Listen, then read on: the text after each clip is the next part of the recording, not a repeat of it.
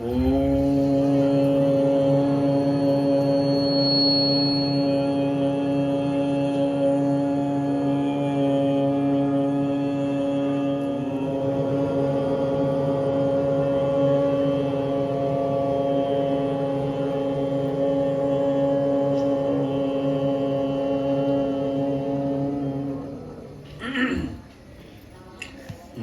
संभवाय च मयोभवाय च नमः शंकराय च शंकराचार्यं केशवं बादरायणं सूत्रभाष्यकृतौ वन्दे भगवन्तौ पुनः पुनः भगवन्तौ पुनः पुनः। तव तत्त्वं न जानामि कीदृशो वसि महेश्वर यादृशोऽसि महादेवाय तादृशाय नमो नमः। त्वमर्कस्त्वं सोमस्त्वमसि पवनस्त्वं भूतवास्तवमापस्त्वं वं त्वमधरणिरात्मा त्वमति च परिच्छिन्नामेवं त्वयि परिणता बिभ्रतु गिरं न विद्मस्तत्तत्त्वं वयं यत्त्वं न भवसि। बोलो शंकर भगवान की। श्री सतगुरु भगवान जी के स्थित श्री अद्वैत स्वरूप संन्यास आश्रम शाखा केंद्र में, कारा केंद्र में आप सब महाशिवरात्रि महोत्सव मनाने हेतु एकत्रित हुए हैं।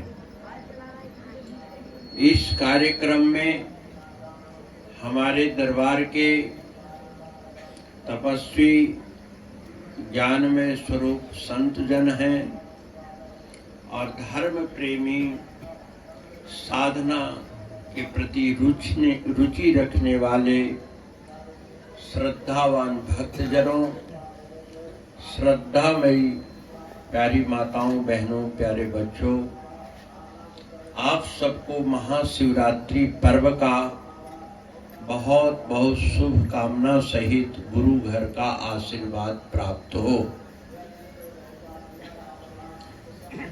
पिछले वर्ष पूज्य बाबा जी की मौजूदगी में आप लोगों ने यह महोत्सव मनाया और पूर्व वर्षों में उनकी ही सानिध्य में मनाते रहे। पूज्य डॉक्टर बाबा जी से पूर्व बाबा भास्करानंद महाराज जी का आपको सानिध्य मिलता रहा। शायद परम प्रभु भी यहाँ आए हुए हैं, है ना? तो इस तरह से इस वर्ष जब इस तुच्छदास की थोड़ी सेवा मिली है तो सबका आग्रह हुआ कि परमपुरी बिहार के संबंधित जो आश्रम है, जहाँ जो पर्व मनाया जाता है बृहद रूप से, उसमें आपको उपस्थित होना ही चाहिए।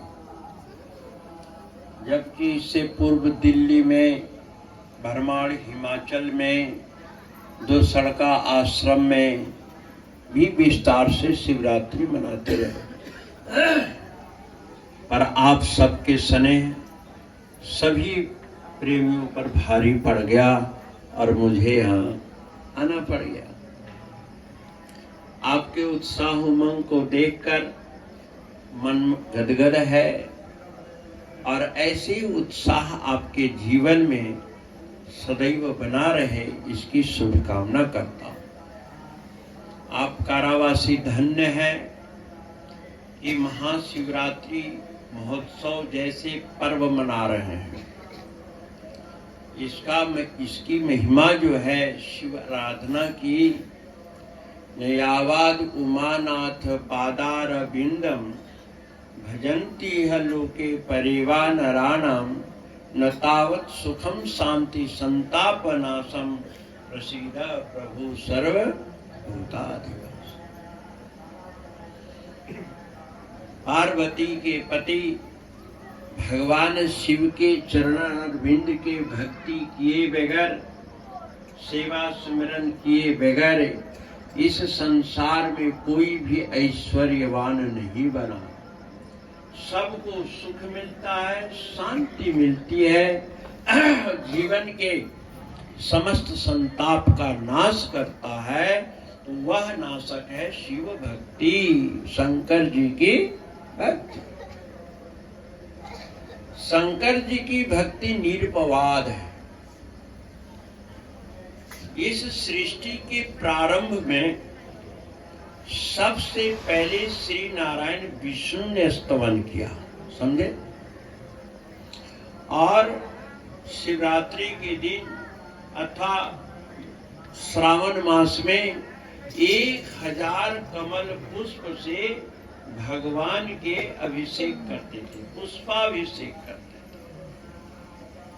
थे, 1000 कमल फूल से चढ़ाते थे।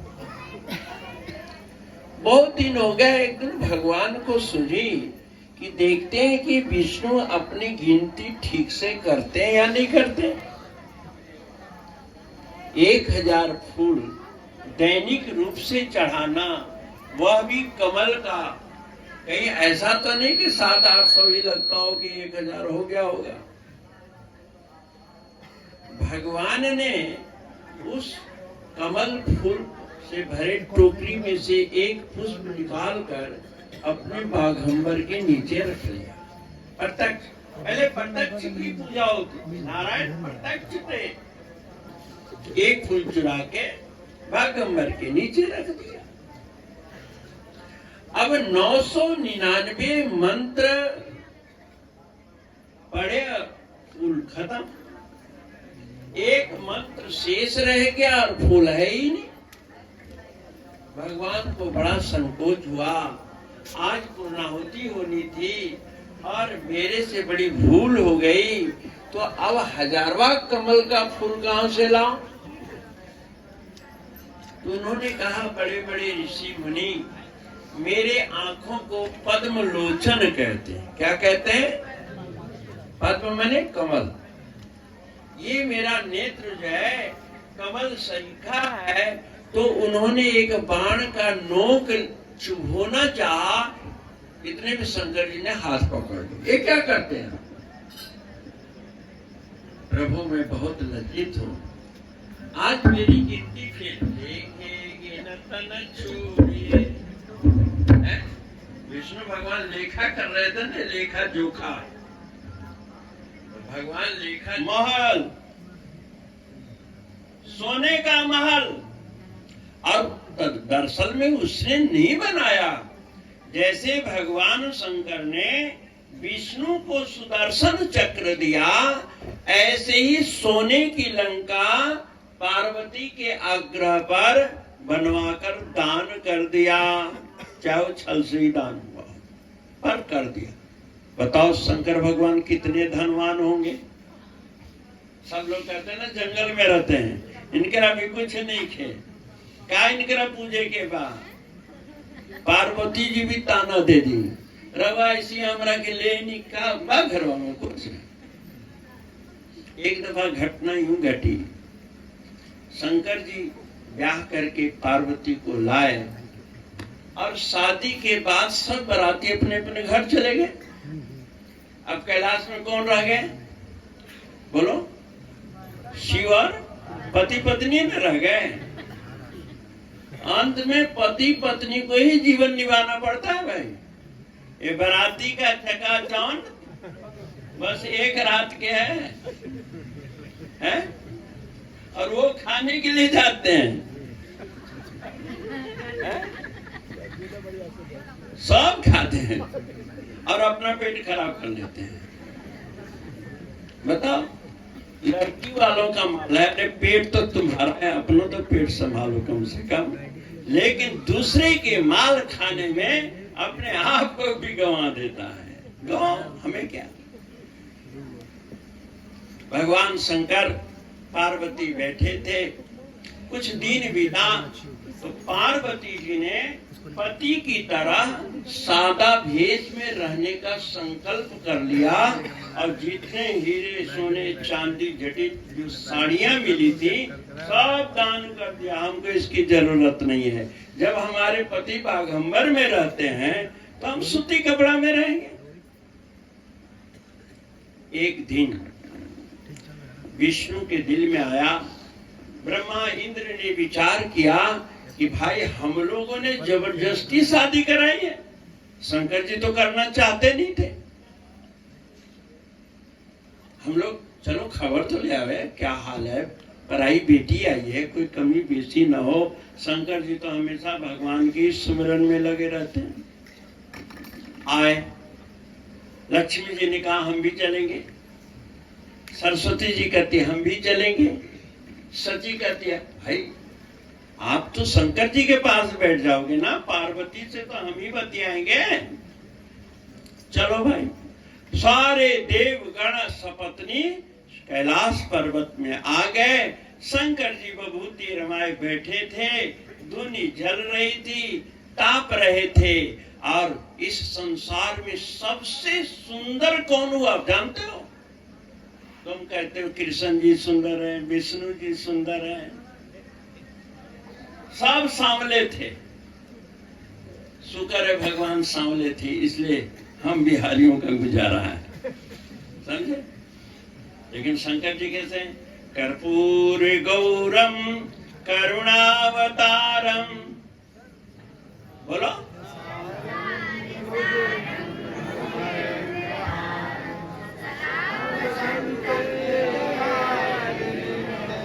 भवम भवानी सहितम, सबसे सुंदर सत्यम शिवम सुंदरम, सबसे सुंदर शंकर। सब लोग बैठ गए। सारी देवियां पार्वती के पास चली गई। पार्वती जी बेचारी सादी साड़ी पहनी हुई थी और बस जैसी थी, लेकिन उनकी काया बहुत सुंदर थी। तो जिस महिला के पास कुछ न हो और किसी के पास हो तो अपने आप को प्रदर्शित करने के लिए सरस्वती पूछती लक्ष्मी जी ये साड़ी कहाँ से खरीदी? बड़ी सुंदर साड़ी थी। स्वयं लक्ष्मी की साड़ी कितनी अच्छी होगी सोचो। उन्होंने सरस्वती जी से पूछा, इंद्राणी से पूछा, सब देवियां आपस में एक दूसरे के गुणगान करने में लग गई। और पार्वती से किसी ने नहीं पूछा कि तुम्हारा क्या हाल है, क्योंकि हाल तो पहले ही बेहाल दिख रहा है। सब लोग अपना खुश होकर के चले गए। अच्छा जी, राम राम जी, नमस्ते जी, जो भी अभिवादन होगा सब विदा ले लिए। शंकर भगवान आए कि शायद कुछ गिफ्ट लाई होंगी औरतें। कोई गिफ्ट नहीं आया, पूछने आए थे। पार्वती को तो ऐसे चेहरा फूला हुआ था जैसे भौरा ने डंक मारा हो, एकदम मुंह। अरे पार्वती हुआ क्या तुम्हें? आपको मैं आज कहती हूं मेरे लिए सुंदर सुंदर साड़ी मंगवा दो। बोले तुमने अपनी साड़ी स्वयं दान कर दी है, अब ऐसी क्या आफत आ गई कि साड़ी की जरूरत पड़ गई? मैं बुलावे में थी, लोग तो मेरे और देखे तक नहीं, मेरे कपड़े को देखने आए थे कि मेरे को देखने आए थे। आज कोई किसी को देखने नहीं आता, उसके कपड़े लत्ते और मकान को देखने जाते। ये तो हालत है। शंकर जी ने बहुत पुचकार के पूछा, आखिर पार्वती कुछ तो कारण बताओ, मैं अपमानित हूँ, मेरे को सुंदर सुंदर साड़ी चाहिए, कुछ गहने भी तो ला दो। आपको तो खोपड़ी से काम चल जाता है, पाउडर की जगह शमशान भूमि का काम चल जाता है, लेकिन मेरे को तो स्नो पाउडर मंगाओ। बोले उससे क्या होगा? बोले सुंदर लगते हैं, गहना वह सुंदर लगता है। तो शंकर जी ने कहा, अच्छा अपने गले का हार कैसे तुम देखोगी कि तुम सुंदर हो? अपने कर्णफूल को कैसे देखोगी? अपने नखमुल्की को कैसे देखोगी? अरे लोग देखेंगे वो सुंदर होंगे ना। तो तुम लक्ष्मी को देख ही लियो, सरस्वती को देख ही लियो, सची आदि को देख लियो, अब उसका सुंदरता का आनंद लो। नहीं महाराज, मैं तो स्वयं सुंदर बनना चाहती हूँ। बोले कि आपके पास कुछ है नहीं, मैं बेकार तप कर करके मर गई। मेरे को पता होता कि आपके पास कुछ नहीं है तो मैं काहे को आपके लिए आती। और तो नहीं, हमारा कर्म फूट गया तुम्हारे घर में आके, ऐसा कहते हैं, सुना है हम लोगों ने। और आप भी कहते मेरा कर्म फूट गया कि तुम जैसे आ गई। तुम दोनों का पलड़ा बराबर है। शंकर भगवान बोले मेरे पास एक सोने का लॉकेट है, मैं पहन के दिखाता हूँ। शंकर भगवान अपने स्टोर में गए, महोक्षा खटवांगम परसुरजिनम भस्म फणिना। खटवांग एक खटिया, खटवांग का मतलब पाया, खटिया का एक अंग पाया था, वो भी टूटा हुआ था ऊपर से। दो छेद होता है ना, एक ऐसे वाला और एक ऐसे वाला, एक छेद था। भगवान शंकर ने उसमें बाल डाल दिया, कोई सूत्री वगैरह भी नहीं थी, बात ही है सही। आप डाल करके शंकर भगवान अपने गले में पहन लिए और ऐसे मटक मटक के आने लगे। और पार्वती जी को हंसी ऐसी छूटी, हंसी ऐसी छूटी, हंस हंस के आंख से आंसू, मां चेहरा लाल हो गया। बोले अपना सूरत तो देखो जाके। बोले अच्छा ये बताओ, लक्ष्मी के से गाना अच्छा न है, तुम्हें खुश तो किया कम से कम, उनके गाने तो जलन पैदा कर दी है। जो खुशी प्रदान करे वो गाना। अच्छा मैं कैसा लग रहा हूं पार्वती, तुम सही सही बताओ। मैं बताऊं? बोले जो बैलवा होता है ना, भागने वाला मरखा, हमेशा हरी हरी घास पे भागता है, उसकी पाटी बांध देते हैं और दौड़े तो पैरवा में टकराता है।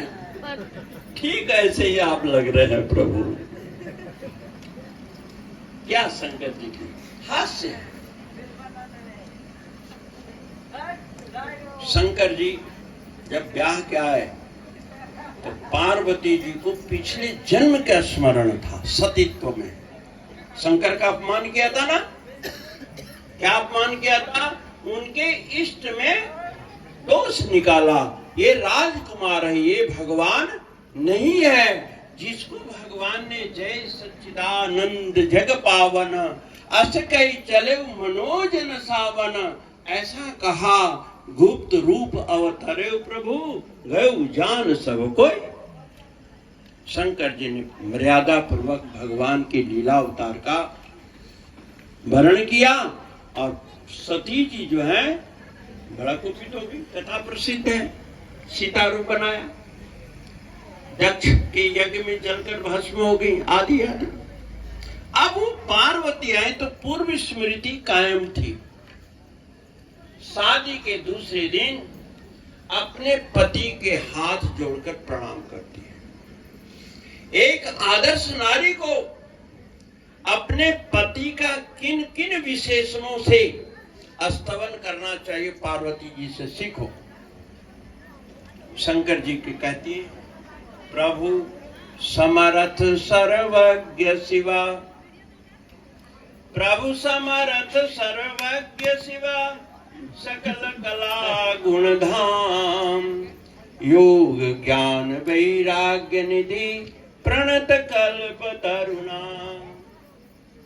समझिए, हे प्रभु आप समर्थ हैं। पति की सामर्थ्य पर कभी चिंता नहीं करनी चाहिए।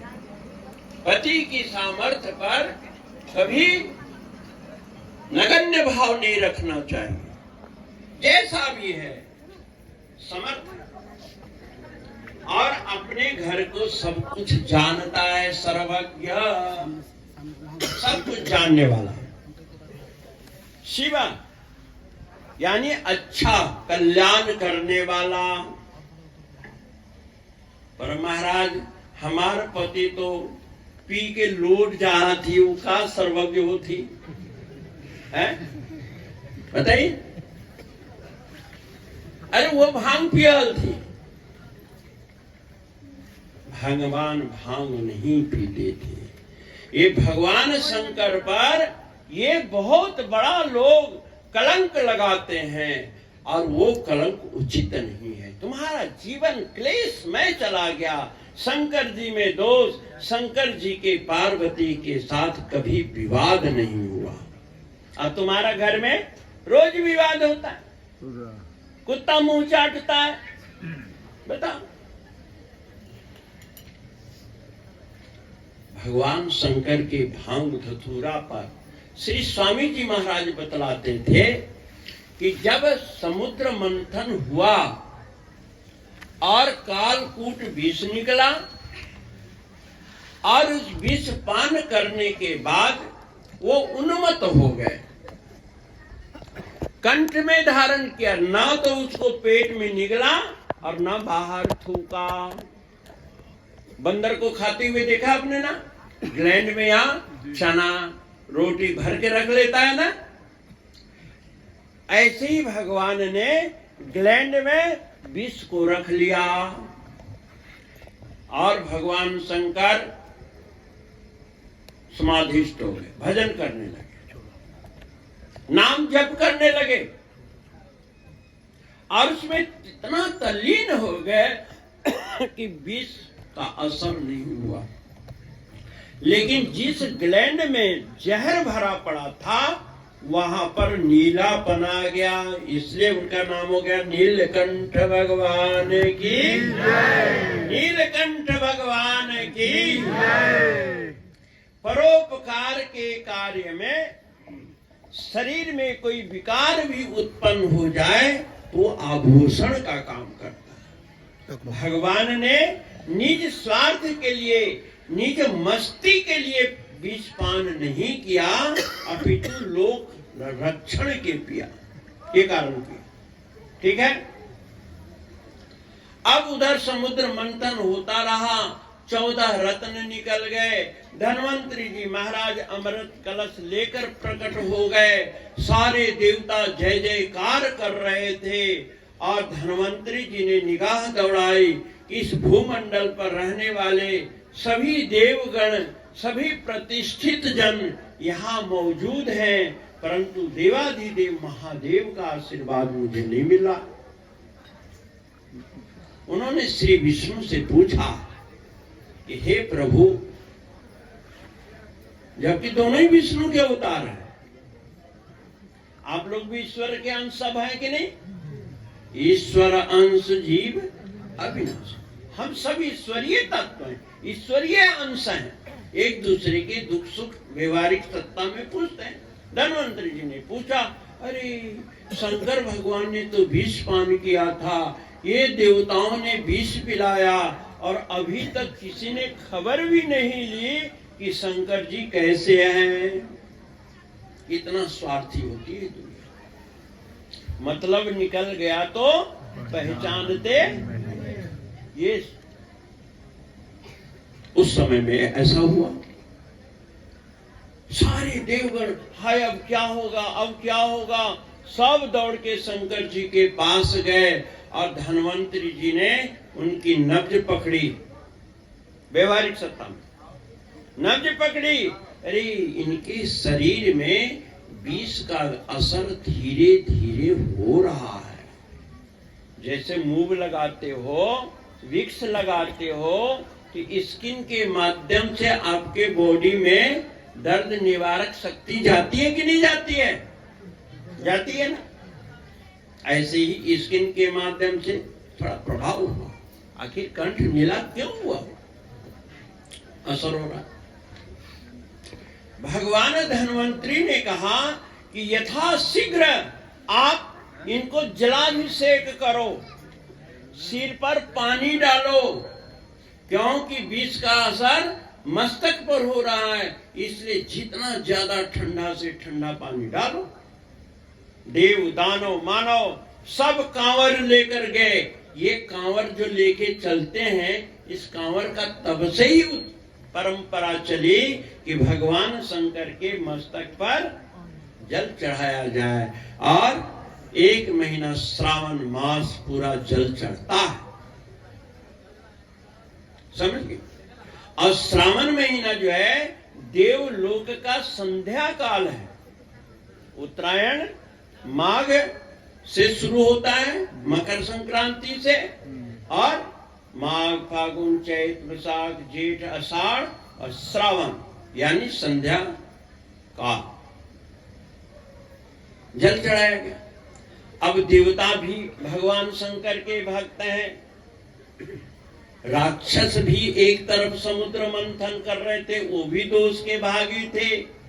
भगवान शंकर की सेवा सबको करनी चाहिए, चाहे वो मांसाहारी हो, श्रावी हो, कबाबी हो, लेकिन ये होना जरूरी नहीं है, समझ। देवता बनो, देवता बनना चाहिए। देवता जल चढ़ाते रहे। इसी बीच और कोई निदान है? बोले हाँ, आप भांग, धतूरा, अड़ूसा, जितने जड़ी बूटियां जहरीली हैं उनको जल्दी से लाओ, उनका कूट करके अर्क निकालो, रस निकालो। विषस्य विष मौषधम, विष की औषधि विष है, ये धन्वंतरी जी ने एक सूत्र दिया संसार को। और भगवान शंकर ने वो विष का अर्क जब पान किया भांग से धतूरा आदि का, तो थोड़ा सा विष समन हुआ, आंखें खुली, सचेत हुए। क्या हाल है प्रभु? ठीक है, मैं स्वस्थ हूँ, सानंद हूँ, कुछ खा लीजिए, मेरी इच्छा नहीं है खाने की। जिगर में गर्मी हो गई। तब भगवान धन्वंतरी ने कहा थोड़ी भांग ले आओ, अब भांग कूट करके उसका अर्क पिलाओ, और भांग की तासीर है ठंडी। अब भांग खाने वाला कितना खाना खा जाए उसका कोई पता नहीं चलता है आज भी। भगवान शंकर ने भांग खा करके उनकी भूख खुली। अब इतना खाना खा गए कि अब वो हजम ही ना हो। पार्वती जी को चिंता होगी, अब क्या किया जाए। धन्वंतरी जी महाराज अब खाना तो खा रहे हैं लेकिन हजमे नहीं हो रहा है, तो बेल फल लाओ, बेल पत्र लाओ, और बेल पत्र का अर्क और बेल के घीरी पका पका कर उनको खिलाया गया, तब उनकी भूख खुली। आज भी जिसको भूख न लगे बेल खिलाते हैं। गर्मी में बेल होता है, जिगर में गर्मी होने से बेल ही बचाता है। तो भगवान शंकर की उपासना पद्धति में भांग, धतूरा, आक, अड़ूसा जो समर्पित किया जाता है, उसके पीछे एक लॉजिक है कि संसार में लोग आने वाले पीढ़ी कहीं भांग, धतूरा और इन सब जहरीले जड़ी बूटियों को नष्ट न कर दें, क्योंकि ये जीवन के लिए आवश्यक भी तो है। लेकिन 100 दिन कच्चा खाओगे तो मर जाओगे, समझ। अब आप सोचिए कि क्या संसार की रक्षा के लिए शराब पीते हैं? सोचो जरा, क्या आपके शराब से या शराब की दुकान में शराब पड़े रहने से संसार जल जाएगा कि हम लोग उस संसार पर उपकार करते हैं? चिलम धड़ाधड़, क्या गंजवा से लोग मर रहे हैं कि आप उसको पी के मर रहे हो? क्या जरूरत है? प्राप्त बुद्धि को जो सदुपयोग नहीं करता उसकी बुद्धिहीनता के जन्म होता है। आपने मंद बुद्धि बच्चे देखे हैं ना, ये सब प्योर नशेड़ी पिछले जन्म में रहे होंगे, जिन्होंने अपनी बुद्धि का चिंतन सदचिंतन में नहीं लगाया, बुद्धिहीन बना दिया भगवान ने। समझिए, ये शिव की भक्ति कल्याणकारी भक्ति। भगवान शंकर का चरित्र बिल्कुल निष्कलंक है, निर्दोष है, निर्वैर है, ग्राह्य है। लेकिन शंकर जी के आप नशा करते हैं, मुझे कोई चिंता नहीं, आप जीवन बर्बाद करें, आप अपना परिवार बर्बाद करें, मैं क्या कर सकता हूं, लेकिन शंकर जी के नाम पर नहीं। समझ गए? आप अपने कर्म का आप जिम्मेवार बनो ना, शंकर जी को क्यों दोष देते हो? शंकर की भक्ति रावण ने भी करी, वो भी राक्षस था। राम आस्तिक थे, उन्होंने भी शंकर की भक्ति करके त्रिलोक विजेता रावण जैसे शत्रु पर जीत हासिल करी। भगवान श्री कृष्ण के पिता वासुदेव उपमन्यु ऋषि के पास जाकर संतान पोता की प्राप्ति के लिए कामना करी, तो 1 साल वहां पर रह करके उन्होंने शंकर की सेवा करके कुछ शक्ति प्राप्त करी, तब शाम पुत्र हुआ। आप शिव पुराण पढ़ सकते। कहने का मतलब शिव अनादि देव है, सर्वदेव हैं, उनकी भक्ति पर कोई संदेह नहीं करना चाहिए। अब प्रश्न उठता है कि हिंदू ही पूजते हैं, सनातनी ही क्यों पूजते हैं? अरे नहीं भाई, मुसलमान भी शंकर को पूजते हैं। कहो कैसे पूजते हैं?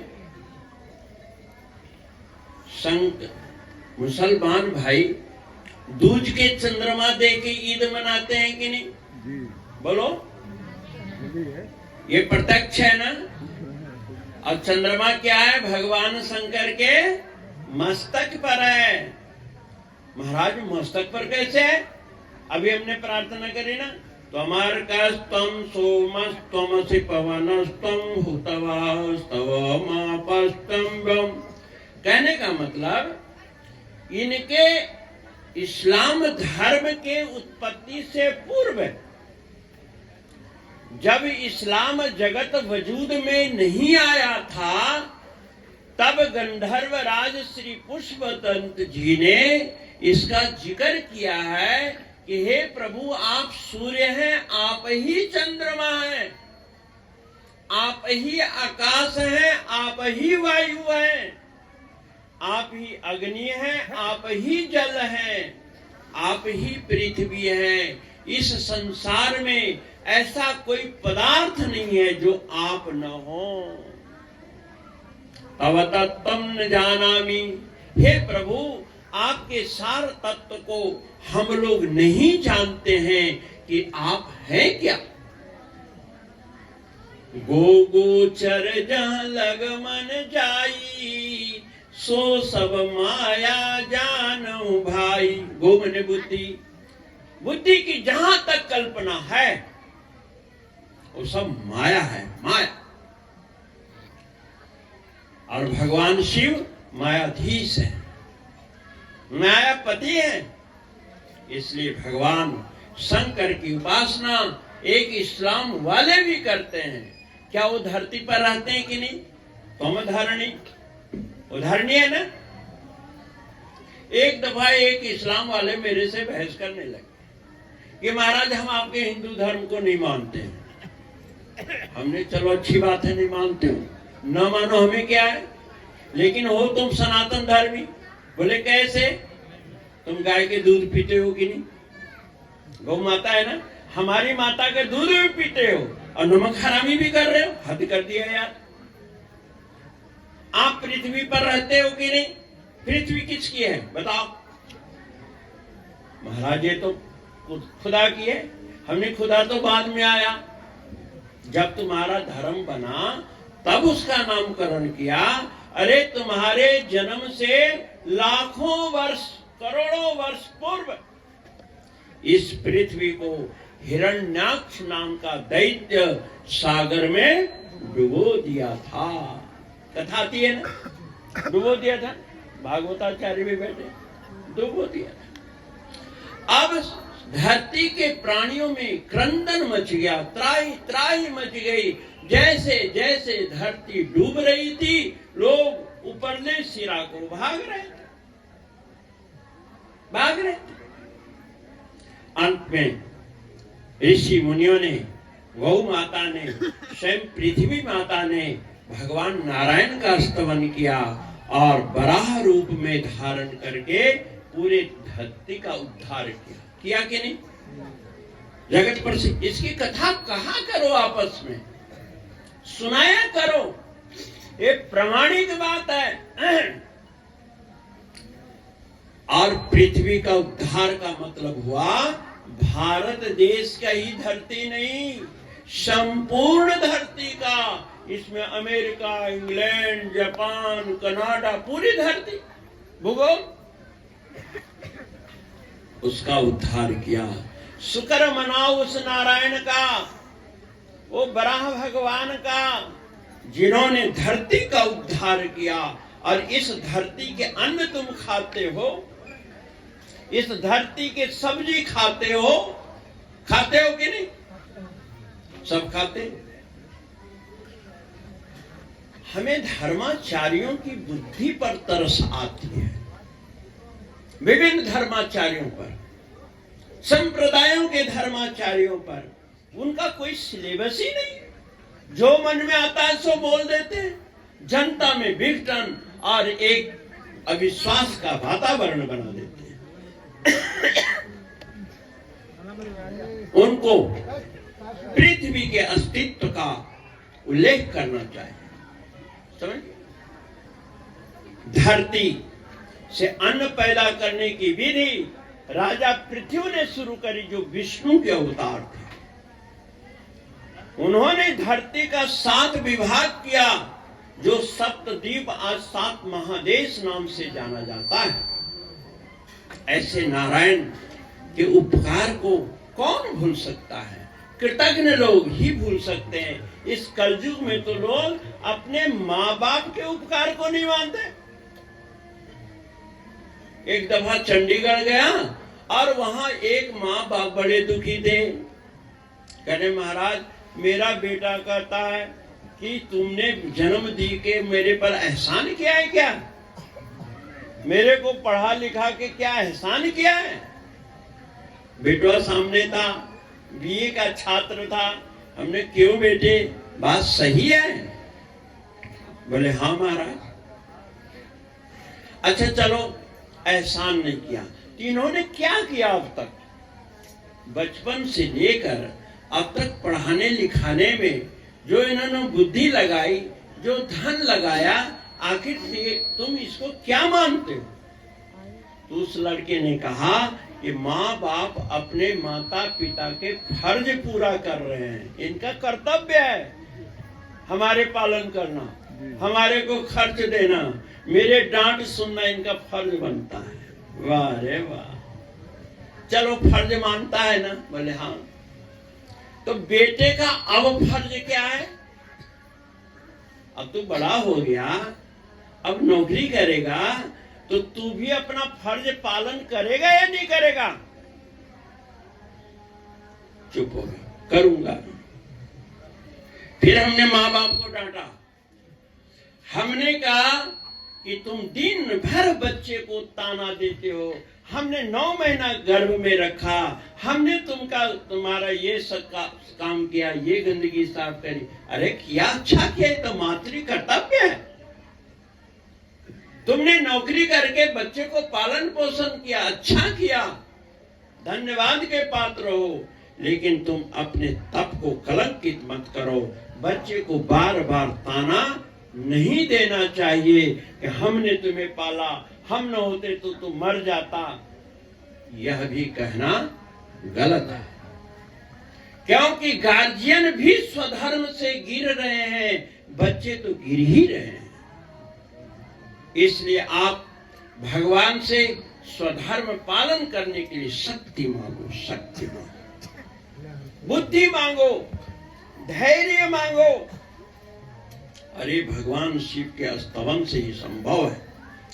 अब भगवान शंकर का 2 रूप हो गया, एक निर्गुण निराकार, एक हो गया सगुण साकार। निर्गुण निराकार की उपासना शिव पिंडी के माध्यम से करते हैं, जो शिवलिंग जिसको कहते हो ना, लिंग मैंने पहचान। जैसे आप हिसाब लिखते हो, बैलेंस में 0-0 कर दो, इसका मतलब कोई लेन देन नहीं है। एक पहचान है ना 0-0। ठीक ऐसे ही उस निराकार को समझने के लिए, समझाने के लिए शिव पिंडी की स्थापना की गई और इसको कहते हैं ज्योतिर्लिंग। बनारस में जाओ, ज्योतिर्लिंग शिव पिंडी है ना।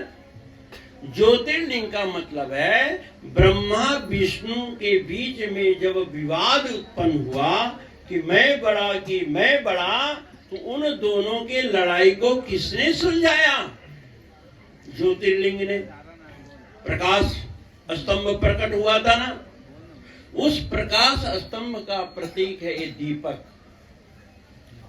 आप दीवा जलाओ और जहां हवा का झोंकना, बिल्कुल शिव पिंडी दिखती है कि नहीं? ज्योतिर्लिंग। आप घर में जो दीवा जलाते हो, मुसलमान लोग चिराग जलाते हैं, ईसाई लोग मोमबत्ती जलाते हैं, उसकी लौ बिल्कुल ज्योतिर्लिंग है। समझ गए? उस ज्योतिर्मय स्वरूप के दर्शन करने से कभी आंख में खराबी हो, आप ज्योति का दर्शन करो। 40 दिन ज्योति का दर्शन करो, 15-20 मिनट, आपकी आंख, सिर का दर्द तक ठीक हो सकता है। लेकिन मिट्टी के तेल के दीवा मत जलाना है? देसी घी का दिया हो या फिर तिल के तेल का दिया हो। समझिए, ये लाभकारी है। ज्योतिर्लिंग से जब ब्रह्मा विष्णु के क्रोध शांत हो सकता है, ब्रह्मा जी के गलतियों का दंड मिल सकता है, विष्णु जी के सच्चाई का सदफल मिल गया। उन्होंने मान लिया कि हम इसका अंत नहीं पाएंगे। भगवान शिव के दिन आज महाशिवरात्रि है। बहुत लोग कहते हैं ये शिव विवाह है, ऐसा कहते हैं ना। आज कौन सा दिन है? शिव विवाह। शिव का प्रकटीकरण भी आज ही है। इस संसार में शिवत्व आज ही के दिन प्रकट हुआ है। ब्रह्मा विष्णु को आज के दिन ही ज्योतिर्लिंग का दर्शन हुआ।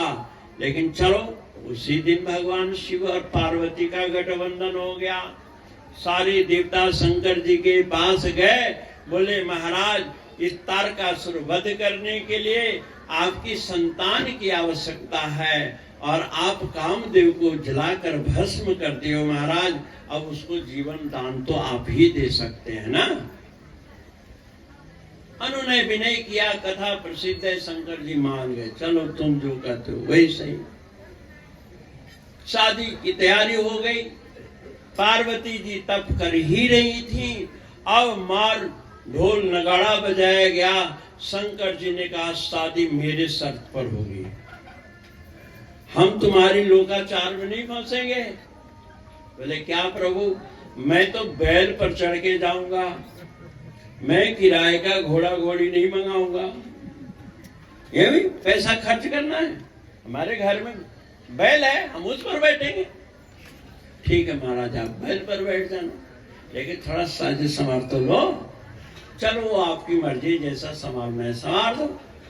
अब सजाने वाला, ब्यूटी पार्लर वाला आया ही नहीं कोई। वो बहुत जगह ले लिया होगा। अब शंकर जी के गण कौन थे भला? कौन थे? भूत प्रेत पिशाच, उनको सजने आता था। जब वो नहीं सज के रहते थे तो शंकर जी को क्या सजाते बेचारे? विभूति मल दिए, हाड़ में माला पहना दिए, शंकर जी को पहना दिया है, त्रिपुंड लगा दिया। विष्णु भगवान देवता गणाए, महाराज ये क्या सजावट है? दूल्हे की सजावट है। बोले तुम लोग आए नहीं टाइम से तो मैं क्या करूं, हमने तो सजना ही था। भाई हमारे बच्चों ने जो सजा दिया, हमें तो इसी में खुशी है। अब क्या कर, शंकर जी की माया विष्णु जानते थे, ये सत्यम शिवम सुंदरम है, परम सुंदर है। आज इस संसार में जितनी सुंदरता है शंकर जी के कारण है। ये फूल में जो सुंदरता है ये शिव का सुंदरता है। समझिए। बोले कि महाराज यहाँ जैसे मर्जी चलो, पर हिमाचल में जहां द्वार पूजा हो वहां कम से कम ठीक रहना। चलो, शंकर जी बुलाए अपने नंदी को, आए और बैठ गए। वो पूंछ पकड़ के बैठ गए, उल्टा बैठ गए, सींग के तरफ पीठ और पूंछ की तरफ मुंह। ऋषियों ने पूछा, ये क्या करामात है आपकी? अरे सवारी तो सीधे तो बैठो कम से कम, रास्ते में सब देखेंगे कि पागल है, कौन है, कैसा जा रहा है। बोले भाई हम शादी नहीं करेंगे, हमको क्या जरूरत है शादी की। नहीं नहीं महाराज, जैसे बैठ के चलना है चलो, कोई बात नहीं, ऐसे ही उल्टा ही बैठ। अब अपना काम में तारकासुर को मारना है। चलो, शंकर जी पूंछ पकड़े पकड़े जा रहे हैं और नंदी भी बड़े मस्ती से जा रहा है। अंत में ऋषियों ने पूछा कि इसका मतलब क्या है, ये तो बतला दो ऐसा, क्योंकि आप अकारण तो कोई कार्य करते नहीं, इस कार्य में जरूर कोई मतलब होगा, कोई लोक हित की बात होगी। शंकर जी ने कहा, एक कलयुग में आने वाले जो नए नए दुल्हे होंगे ना, वो अपने घर को नहीं देखेंगे, अपने मम्मी पापा को नहीं देखेंगे, ससुराल को देखेंगे। सीधे मुंह होगा ना, क्या नजर आएगा वो? ससुराल। और अपने घर को पीठ दिखाएंगे, अपने माता पिता को पीठ दिखाएंगे। मैं कहता हूं ससुराल में जाओ, पर ससुराल के दहेज पर निगाह मत रखो, क्योंकि गुजारा तो अपने घरवा में न होगा। भगवान शंकर, मेरा मुख कैलाश की ओर होगा, मेरे अपने मकान की ओर होगा, मेरे अपने निज झोपड़ी की ओर होगा। हम हिमाचल के राजमहल को नहीं देखना चाहते हैं, हमें उसकी कोई जरूरत नहीं है, हमें कोई दहेज की जरूरत नहीं है। और आज के लड़के पहले ही फिक्स करते हैं, सुनता हूं। बोले वो फिक्स करते हैं का मतलब जानते हो? वो अपने आप को बोली में बेचवा देते हैं, बेच देते हैं कि नहीं।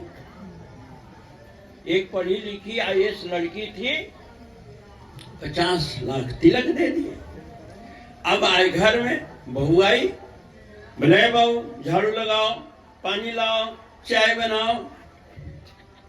उसने कहा, ए श्रीमान जी चलो झाड़ू लगाओ, पानी लाओ।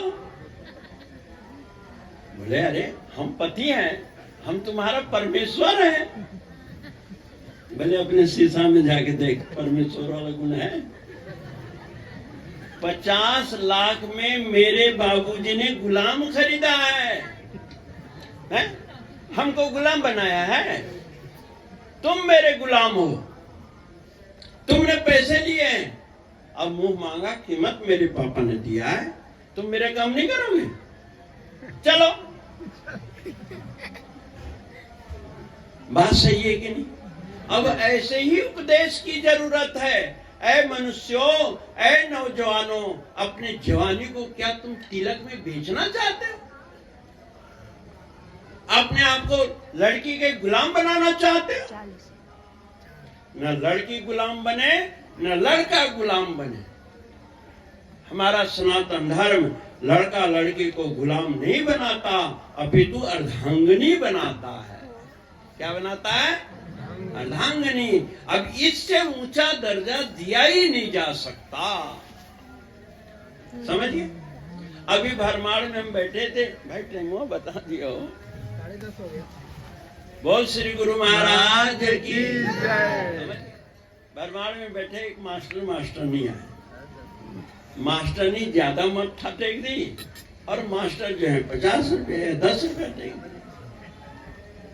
तो कहने लगे, तो हमने कहा भाई जो ज्यादा मत्था टेकेगा हम उसको बढ़का फल देंगे और तुमको जो अंगूर देंगे, छोटा फल देंगे, जैसी सेवा वैसी मेवा। स्वामी जी ऐसा क्यों हुआ? ऐसा तो नहीं होना चाहिए। हमको मास्टर बनने के लिए बहुत कंपटीशन करना पड़ा है और ये फेरे लगाते मास्टर नहीं बन गई। बताइए, मेरी आधी उपाधि इसने फेरे लगाते ही नहीं। और ऐसा मैं सुनता हूं कि हम जो दान करते हैं उसका आधा हिस्सा इनको मिल जाता है। कुंवारा लड़का आधा होता है क्या? एक ही पैरों पर चलता है? पूर्णांग होता है कि नहीं? परमात्मा ने पूर्णांग बनाकर भेजा है। क्या शादी से पहले लड़की पूर्ण लड़की नहीं थी? पूर्ण थी। तुम दोनों ही पूर्ण हो। ये संसार की व्यवस्था को चलाने के लिए ये उपाधि दी गई। जब नारी को लोग निग्लेक्ट, घृणा की दृष्टि से देखते थे, और धर्म लोग देखते हैं, और लोग आज भी देखते हैं, लेकिन सनातन धर्म की व्यवस्था से जो लोग जुड़े हुए हैं, धरती, हम कहते हैं कि महाराज ये बताओ, यहीं से करना, मस्जिद बनानी हो तो ईंट, पत्थर, गारा, सीमेंट कौन लगता है? जो मंदिर में लगता है। और जो मंदिर में सीमेंट लगता है, लोहा छड़ लगता है, चाहे वो मुसलमान की फैक्ट्री में हो, चाहे मुसलमान कारीगर बनाए, ईंट पत्थर ही तो बनाता है। चाहे चर्च बने, कोई पदार्थ में कमी है? रख रखाव भी बराबर के तरीका से। ऐसे ही शरीर का निर्माण तो बराबर हुआ है। 5 तत्व हिंदू में है, 5 तत्व मुसलमान में है, 5 तत्व ईसाई में है, या और भी भविष्य में हजारों धर्म बनेंगे। ये शरीर मूल रूप से उतना ही होगा। और शरीर में जब विकार पैदा हो जाए, बुखार हो जाए, पेट खराब हो जाए, तो क्या हिंदुओं वाली दवा मुसलमान नहीं खाता?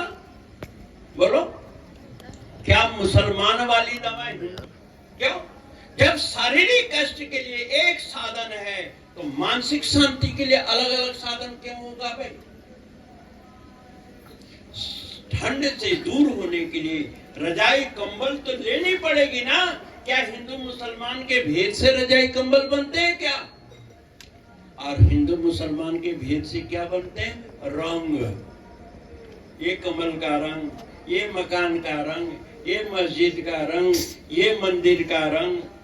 रंगों में फर्क है ना। मूल घटक में, सूत धागा में कोई फर्क है क्या? कोई फर्क नहीं है।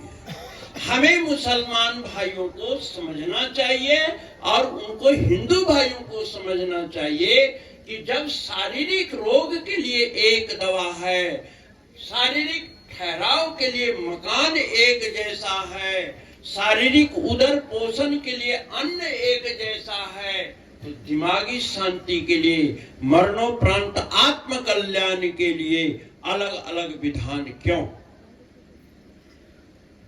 अलग अलग विधान क्यों? मरने के बाद हिंदू भी शिथिल हो जाता है, निश्चेष्ट होता है। सोने के बाद हिंदू भी स्वप्न देखता है, मुसलमान भी स्वप्न देखता है।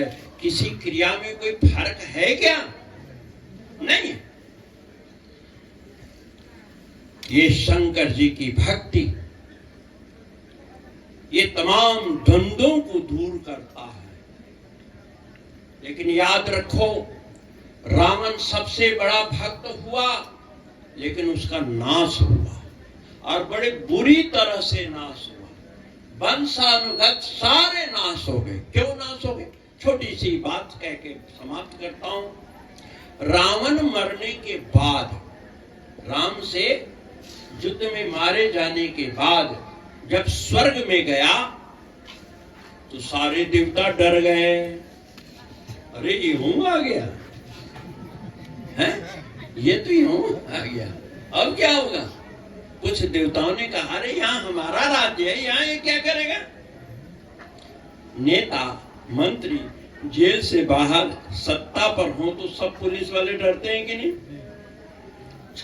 छोटे छोटे नेता भी उनको धमका देते हैं। और जब वही नेता किसी कांड में फंस जाए तो कौन डरता है? पुलिस वाले हैं। वही नेता रावण चला गया ऊपर, अरे ये हमारे कैद में आया है। देवता निडर हो गए, बेकार हम पूर्वाग्रह से ग्रसित हैं, अब यहाँ कहेगा। लेकिन कुछ देवता उसके पक्ष में भी थे क्योंकि बलि बुली दे के उनको भी संतुष्ट रखते थे। नहीं यार, अच्छा नहीं किया। क्या राम ने मारा? अरे ना, राम जी नहीं मार ले, शंकर जी मिल के थे।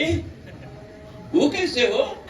हनुमान जी ना सुन लो, शंकर सुवन केसरी नंदन, शंकर जी के अंश न थे। और वो रावण के सब भेदवा लेके चले गए थे, क्योंकि शंकर जी तो लंके में न रहा थी पूजा करावे खातिर।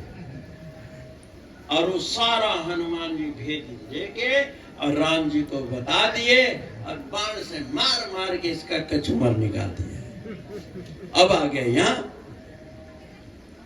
लोगों ने कहा शंकर जी ने अच्छा नहीं किया। क्या अच्छा नहीं किया? शंकर जी का इससे बड़ा त्रिभुवन में कोई है? कोई नहीं है।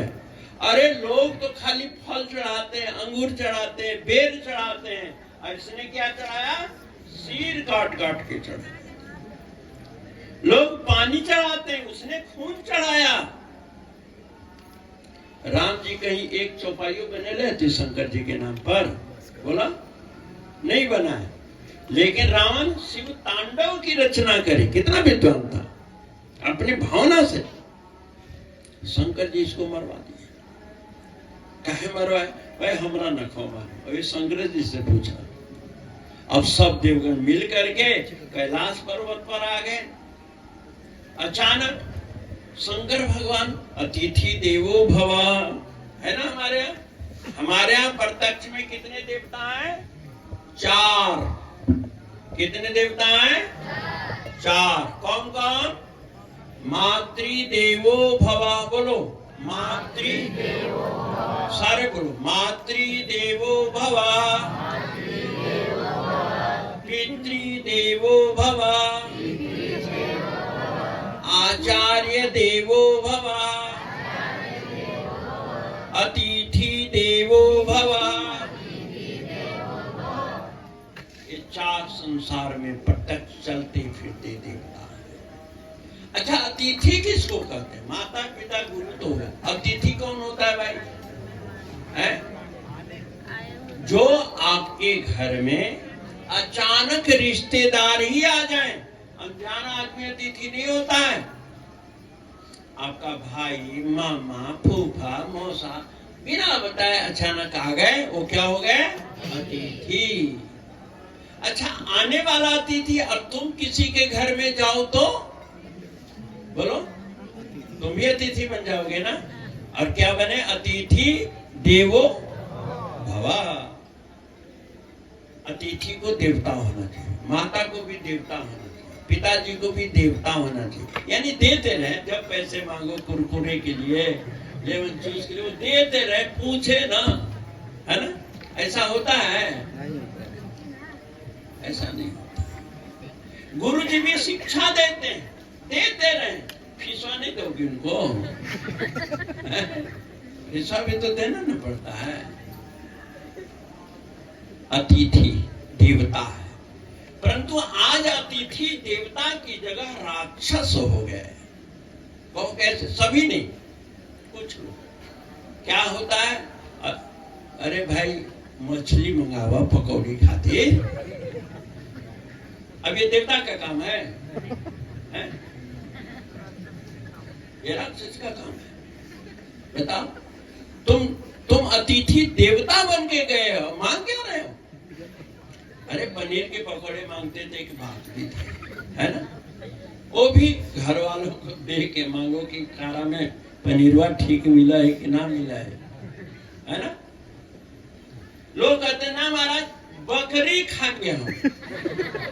बताओ, तुम अच्छा देवता बन के गए, किसी के गला पर चाकू फेरवा दिया।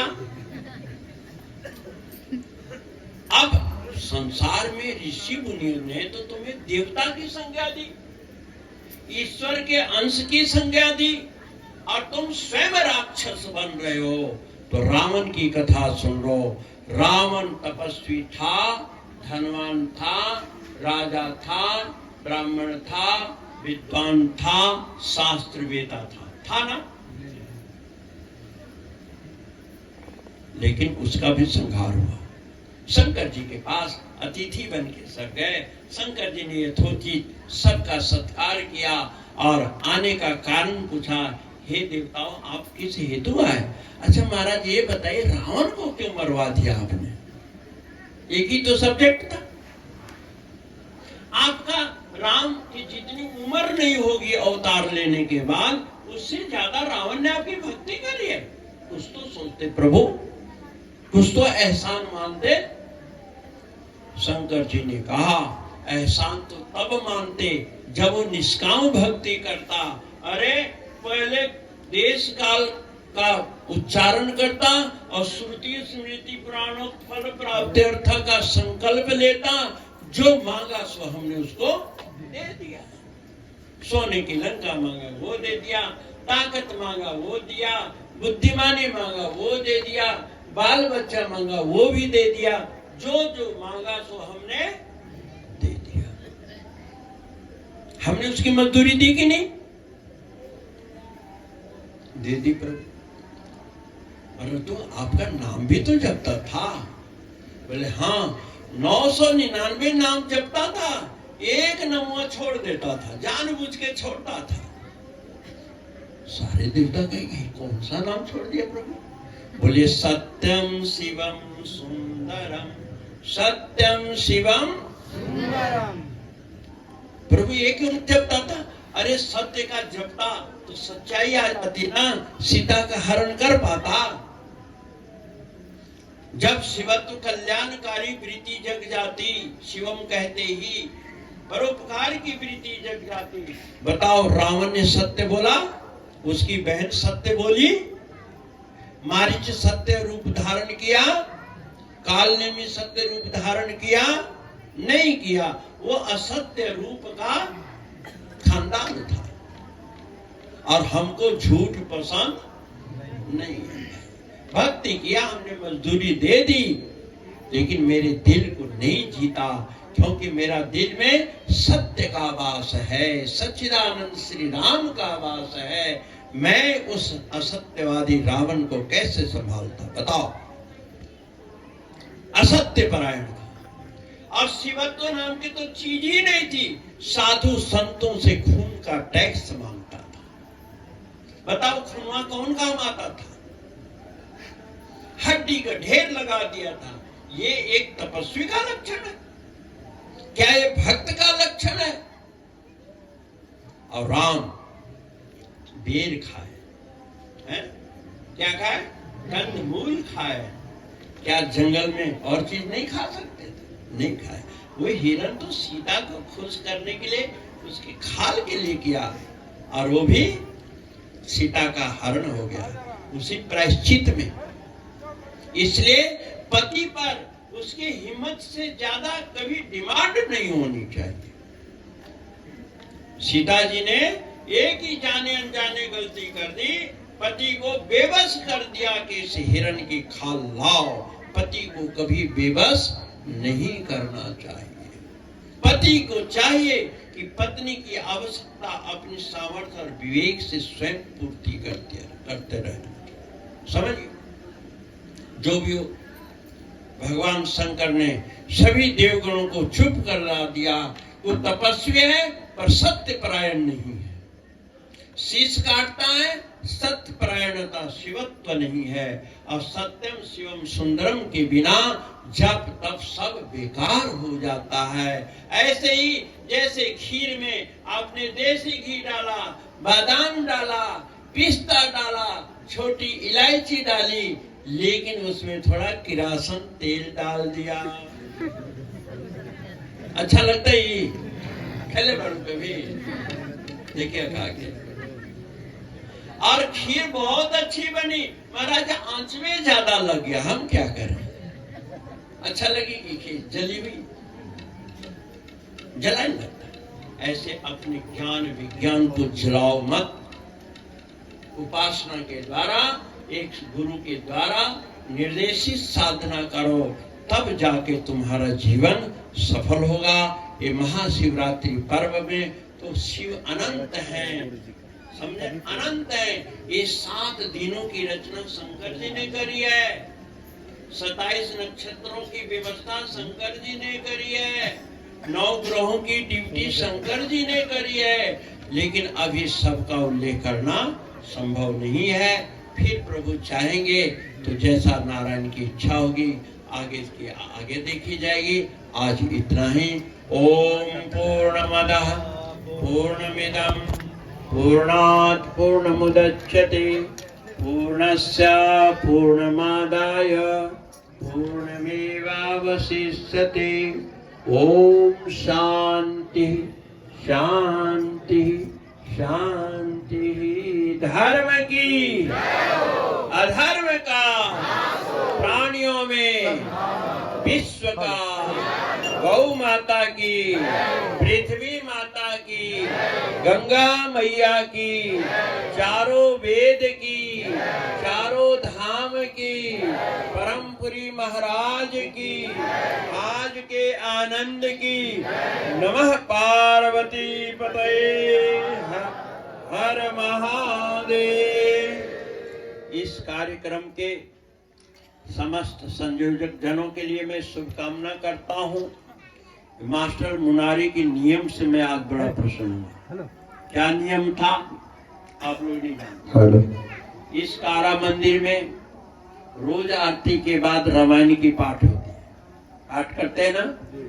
हमने सोचा आज इसका नागा हो जाएगा, लेकिन जेबी में शोभा यात्रा से आया, महाराज जी की आरती हुई, रामायण के पन्ना उठेड़ के डर के एक दोहा इसने पाठ किया। हमने देखो इसने नियम पूरा किया।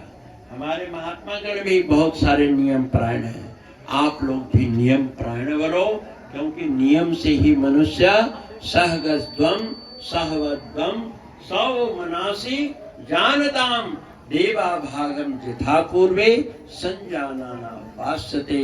साथ साथ चलो, साथ साथ बोलो, साथ साथ करो। जैसे पूर्व काल से देवता सूर्य नक्षत्र मंडल साथ साथ चलते हैं, अपने क्रम का निर्वाह करते हैं, ऐसे आप लोग भी अपने कर्तव्य का निर्वाह करते रहो। हरिओम तत्सत, हरिओम तत्सत, हरिओम। ओम नमः शिवाय। हरिओम नमः शिवाय। ओम नमः शिवाय। ओम नमः शिवाय। हर हर भोले नमः शिवाय। ओम नमः शिवाय। ओम नमः